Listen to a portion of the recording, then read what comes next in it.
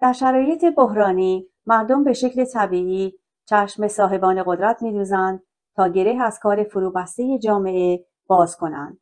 اما هنگامی که یک حکومت به عمد از رسیدگی به وضع ملت و مملکت سرباز می‌زند، منابع حیاتی را از مردم دریغ می‌کند و با ایجاد بحران برای مردم پایه‌های قدرت خود را محکم می‌کند، راه چاره در تکیه مردم بر یکدیگر نهفته است. در سراسر شهرها و روستاهای ایران مردم بارها با کمبود آب، برق، دارو و سوخت مواجه شده‌اند. پس از رخ دادن بلایای طبیعی مثل سیل و زلزله، ملت خانه خراب می‌شوند. جاده‌ها بسته می‌شود، بیمارستان‌ها در وضعیت اضطراری از کار می‌افتند و جان‌های عزیزی از میان ما پر می‌کشند. سردمداران رژیم نیز یا سکوت می‌کنند یا سرکوب. این وضعیت تصادفی نیست. بخشی از سازوکاری است که با الغای حس انزوا، بی‌قدرتی و وابستگی مردم به رژیم دوام می‌یابد. حقیقت این است که ما ملت ایران بارها تواناتر و شایسته‌تر از مدیران نالایق رژیم هستیم و می‌توانیم برای خودمان کاری بکنیم. چرا گروه‌های کوچک اهمیت دارند؟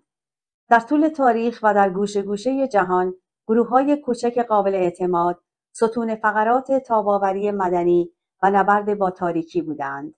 گروه‌هایی متشکل از 3 تا 5 نفر اگر با دقت انتخاب و با نظم و انضباط اداره شوند، می‌توانند در لحظات بحران به یاری ملت بشتابند و بنیانی برای کنش جمعی گسترده‌تر در آینده بنا نهند.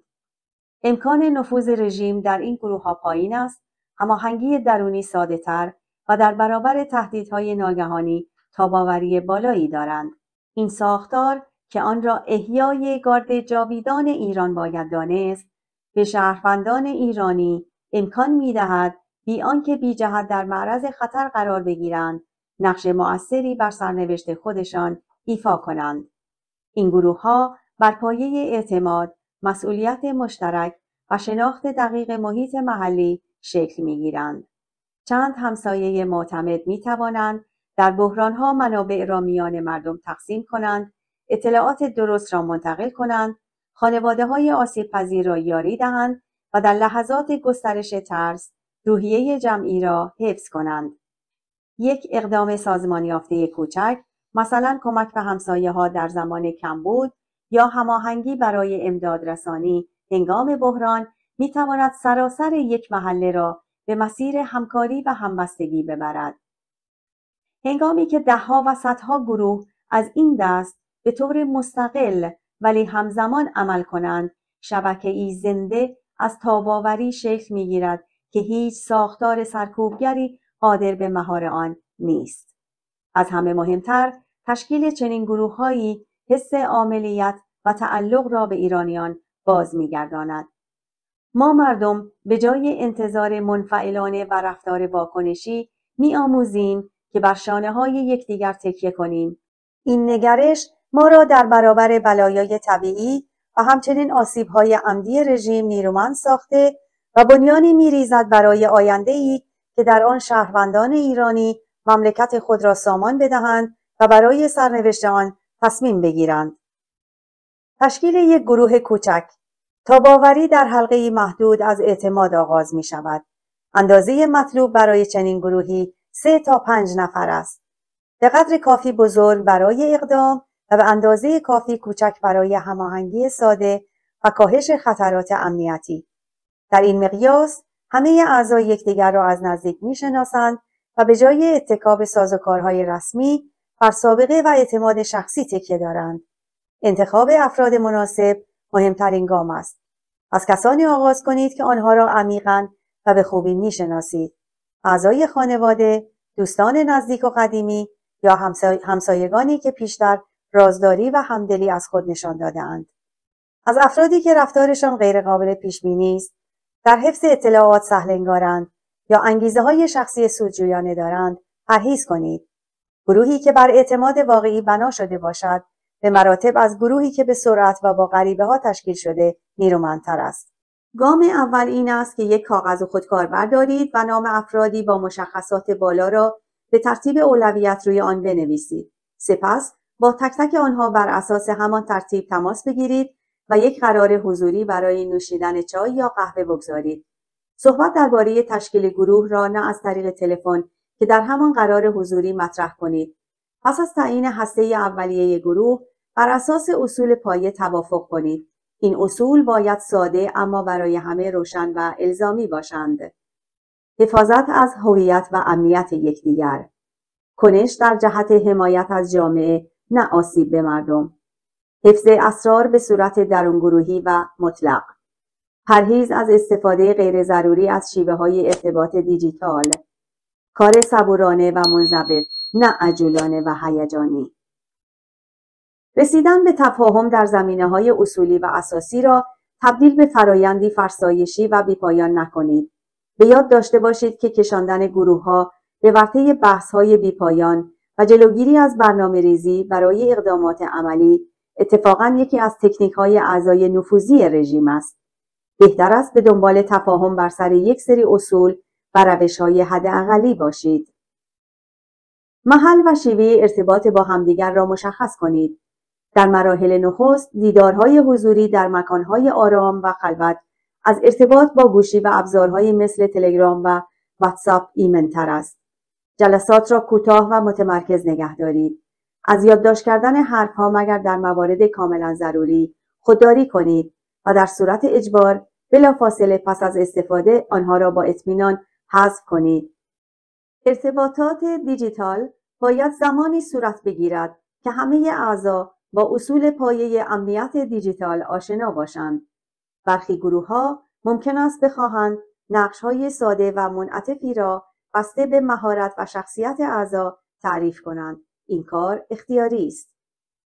مثلا یک نفر می‌تواند هماهنگ کننده گروه باشد، دیگری مسئول نگهداری از منابع یا بررسی مسائل امنیتی شود و شخصی دیگر ارتباط با همسایگان را بر عهده گیرد.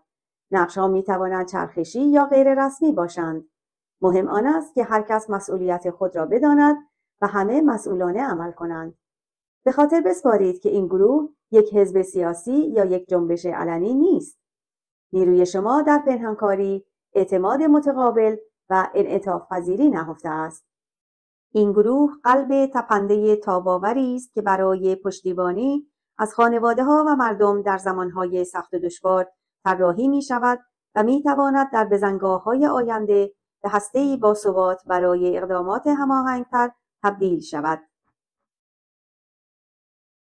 فعالیت‌های اصلی گروه.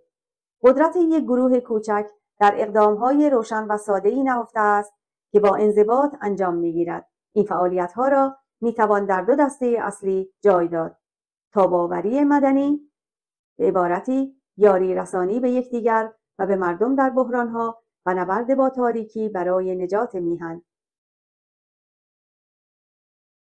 هدف انجام همزمان همه چیز نیست، بلکه آغازی کوچک، تداوم منظم و ایجاد عادت‌هایی است که گروه را به نهادی قابل اتکا تبدیل می‌کند.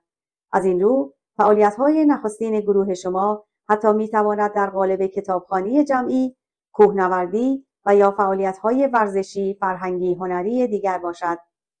یاری متقابل در بحران‌ها.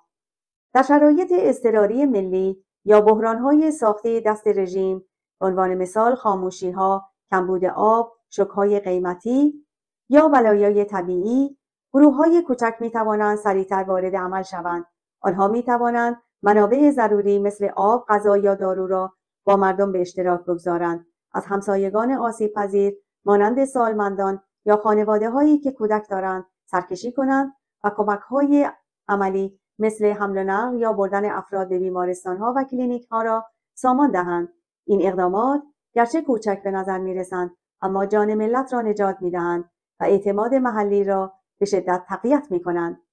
در شرایط خاص‌تر، مثلا احتمال انفجار، حملات موشکی یا بمباران، همین گروه‌های کوچک می‌توانند نقش محوری در هدایت سریع مردم به نقاط امن ایفا کنند. در چنین شرایطی باید به سرعت جمعیت را به وضعیت ایمن هدایت و از آنها در برابر خطرهای مستقیم محافظت کرد. نکته حیاتی این است که افراد آموزش دیده گروه بتوانند بدون ازدحام و هیاهو این واکنش‌های سریع را هدایت کنند تا ترس به هرج و مرج تبدیل نشود. تبادل اطلاعات موثق شجاعت می‌آورد و وحشت را می‌سوزاند. گروه‌های کوچک می‌توانند بی سر و صدا اطلاعات محلی را گردآوری و راستی آزمایی کنند، از جمله محل‌های کمک رسانی، مسیرهای امن یا مناطق تحت رصد رژیم. این اطلاعات باید از طریق ارتباطات چهره به چهره بین اعضای گروه منتقل شود و باید از پیام‌های جمعی که قابل رهگیری‌اند اکیداً پرهیز کرد. تنها چند صدای مورد اعتماد که اطلاعات درست را منتقل کنند، هماهنگی و همکاری را در یک محله آشفته برقرار می‌کنند. پشتیبانی اجتماعی. در روزگار هراس و بی‌توجهی، اعمال کوچک مراقبت اجتماعی معنایی بزرگ دارند. کمک به یک همسایه در تعمیر موتور برق، توزیع اقلام ضروری یا یاری به خانواده‌ای که نانآورشان بازداشت شده، رشته‌های همبستگی را مستحکم می‌سازد و حصار انزوایی را که تکیه‌گاه رژیم است می‌شکند. کنش‌های انقلابی. در زمانهای مناسب، گروه‌های گارد جاویدان ایران می‌توانند با انجام اقدامات نمادین و کم خطر که روح جمعی را تقویت کرده و پیام وحدت را بین مردم منتقل می‌کنند، کنش‌های انقلابی را آغاز کنند، بی آنکه نیاز به رویارویی مستقیم باشد. مثلا پخش علنی سرود ای ایران که اگر در چند محله به طور همزمان انجام شود، روحیه را به طور چشمگیری بالا می‌برد. در مراحل بعد با فراهم شدن شرایط برای کنش‌های انقلابی و گسترش حس همدلی و همکاری، باید بخشی از انقلاب ملی شد و برای نجات میهن و تضعیف دشمن گام‌های عملی علیه رژیم جمهوری اسلامی برداشت. آمادگی اضطراری. هر گروه باید پیشاپیش به کارهای ضروری و اساسی بیندیشد. چگونگی شرکت در تظاهرات و برنامه‌ریزی برای آن، شناسایی مسیرهای امن، یادگیری و تأمین کمک‌های اولیه، نگهداری اندک ملزومات اضطراری و طراحی نقشه‌های جایگزین هنگام قطع اینترنت و ارتباطات، شناسایی پناهگاه‌های احتمالی و مکان‌های قابل اعتماد برای تظاهرات، از جمله اقداماتی است که ترس را به آمادگی تبدیل می‌کند. یک مثال مشخص‌تر از این آمادگی، چگونگی شرکت در تظاهرات است.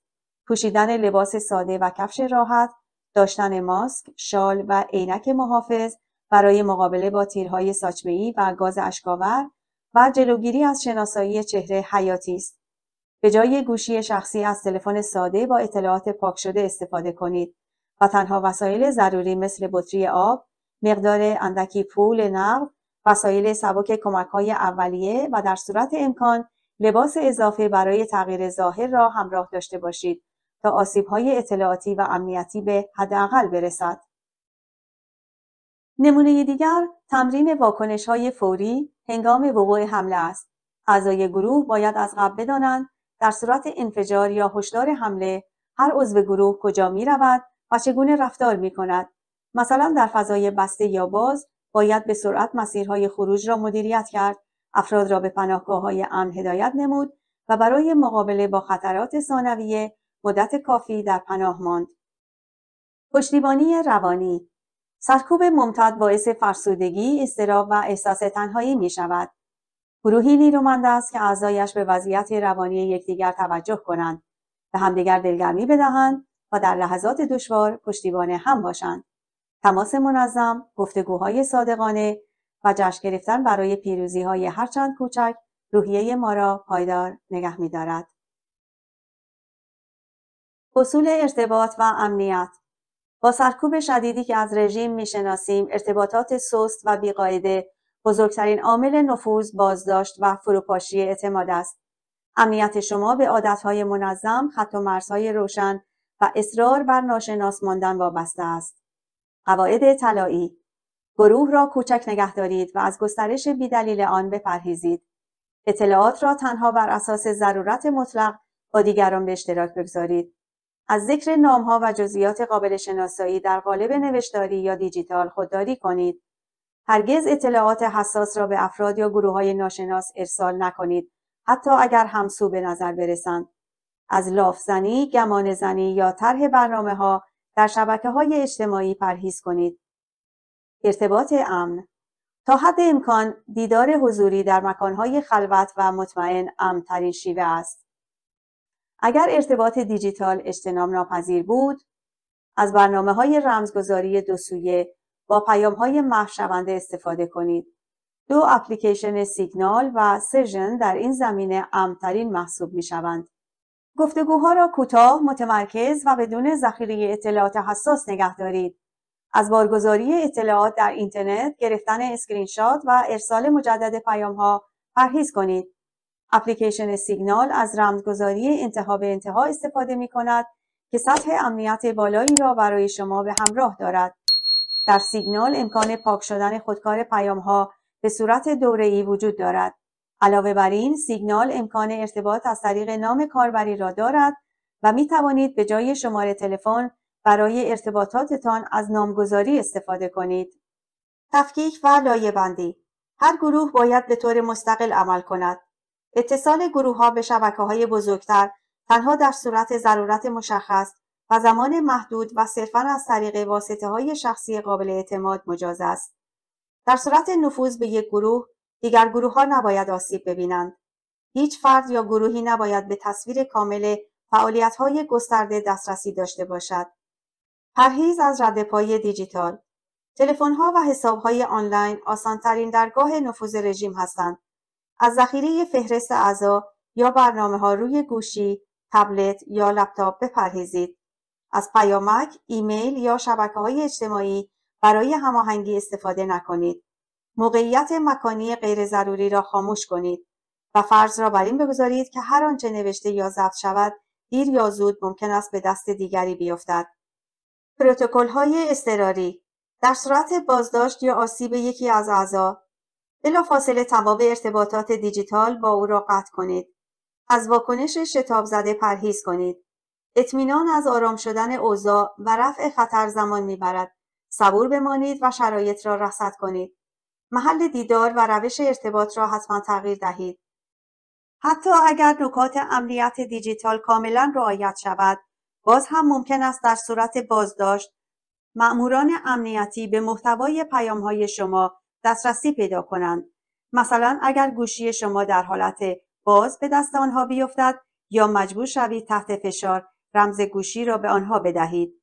پس بهتر است برای نوشتن موضوعات خطرناک و حساسیت‌زا از رمزهای از پیش توافق شده استفاده کنید. همچنین در پیام رسان‌ها مثلا سیگنال، گزینه پاک شدن خودکار پیام‌ها را فعال کنید. رشد آرام و پایدار. از گسترش عجولانه بپرهیزید. توان این الگو در صبر، انضباط و اعتماد نهفته است. شبکه‌هایی که بی‌حساب گسترش می‌یابند، به آسانی در معرض نفوذ قرار می‌گیرند. در حالی که گروه‌هایی که آرام و حساب شده رشد می‌کنند، می‌توانند سالها دوام بیاورند و خود را با شرایط جدید تطبیق دهند. یک سلول کوچک و کارآمد ارزشمندتر از یک شبکه بزرگ اما سست است. گسترش تنها زمانی باید رخ دهد که اعتماد در گذر زمان آزموده شده و همه اعضا اصول امنیتی را عمیقاً درک کرده باشند. صبر و زمان نیروهای امنیتی نامحدود نیست. زمانی که یک پروژه امنیتی برای به دام انداختن مخالفان طراحی می شود، معمولاً از سوی طراحان پروژه فشار وجود دارد که کار به سرعت انجام برسد. به همین دلیل نیروهای امنیتی که با شما برای تشکیل گروه تماس می‌گیرد، اگر علیرغم پیگیری پاسخ مثبتی از شما نگیرد، معمولاً بی‌صبری و فشار از خود نشان خواهد داد. اگر رفتار او را درست و دقیق مشاهده کنید، می‌توانید نشانه‌های غیرعادی ببینید که در این صورت باید از او فاصله بگیرید. با گذر زمان ممکن است همکاری گزینشی میان گروه‌ها سودمند باشد. مثلا برای توزیع مواد غذایی در بحران یا هماهنگی اقدامات نمادین همزمان در محله‌ها. این پیوند حتما باید از طریق واسطه‌های شخصی و معتمد انجام شود، نه کانال‌های جمعی یا افراد ناشناس. هر گروه به طور مستقل عمل می‌کند، اما هنگامی که گروه‌های متعدد به طور موازی دست به کار شوند، از امدادرسانی تا انتقال اطلاعات موثق و انجام کنش‌های هماهنگ، اثر جمعی در سراسر کشور گسترش می‌یابد و ساختاری غیر متمرکز پدید می‌آورد که دستگاه سرکوب قادر به نابودی آن نیست. پایداری بر شهرت ارجح است. هدف هرگز شهرت عمومی نیست. هرچه گروه آرامتر و پنهانتر بماند، ماندگاری آن بیشتر است. قدرت حقیقی یک گروه در توانایی ادامه فعالیت در دل آشوب نهفته است، نه در شناخته شدن. مأموران امنیتی به دنبال شناسایی افرادی هستند که در برابر رژیم قرار می‌گیرند. برای آنها مهم است که پیش از بازداشت افراد جزئیات زیادی در مورد زندگی و روابط آنها جمع‌آوری کنند. پس ممکن است فردی زیر نظر باشد اما او را بازداشت نکنند. بنابراین مهم است که همواره هوشیار باشید و اطلاعاتی را که نیاز ندارید در موبایل یا لپتاپتان نگه ندارید. اگر به جای خاصی می روید یا حرکتی اعتراضی انجام می دهید، مثل شعارنویسی، مراقب باشید کسی شما را تعقیب نکند یا مشغول جمع‌آوری اطلاعات درباره شما نباشد. سعی کنید همیشه مثل یک مأمور امنیتی فکر کنید و خود را جای آنها بگذارید. فکر کنید از چه طریقی می توانند به گروه شما ضربه بزنند و تلاش کنید آن راه را ببندید. پیشنهاد می کنیم با انجام فعالیت‌های خلاقانه همیشه یک گام از مأموران امنیتی جلوتر باشید. روحیه انقلابی هویت ملی. رشد آرام به معنای سکون نیست. اعضا باید پیوسته به خود و یکدیگر یادآور شوند که برای چه تلاش می‌کنند. پشتیبانی از ملت ایران، پاسداشت کرامت انسانی ایرانیان و بنیانگذاری آینده‌ای آزاد و آباد برای ایران. گفتگوهای منظم، آرام و صادقانه همراه با موفقیت‌های کوچک مشترک استقامت روانی را تقویت می‌کند. هر گروه باید در درون خود حس هویت و هدف مشترک را بپروراند، هرچند برای دیگران باید نامرئی بماند. در لحظات دشوار، تاریخ به آنانی تعلق دارد که در خفا با صبر و شجاعت در کنار یکدیگر می‌ایستند. بدخواهان ایران یک گروه کوچک از میهن پرستان را ناچیز و بیهوده می‌خوانند، اما هزاران گروه در کنار هم ستون پنهان استقامت یک ملت کهن را تشکیل می‌دهند. در شهرها و روستاهای میهن صدها هزار ایرانی می‌توانند شبکه‌ای از تاب‌آوری و نبرد با تاریکی را بنا کنند که هیچ دستگاه سرکوبی توان مهارش را نداشته باشند. منضبط بمانید، از یکدیگر محافظت کنید، به ملت خود یاری برسانید، با آرامش و هدفی روشن عمل کنید. شما تنها نیستید، حتی اگر دیگران شما را نمی‌بینند. متنی را که مهر کرده و شنیدید، روخانی دفترچه راهنمایی ساخت گروه‌های کوچک برای خیزش بزرگ ملی، کاری از تیم ایران را پس می‌گیریم بود.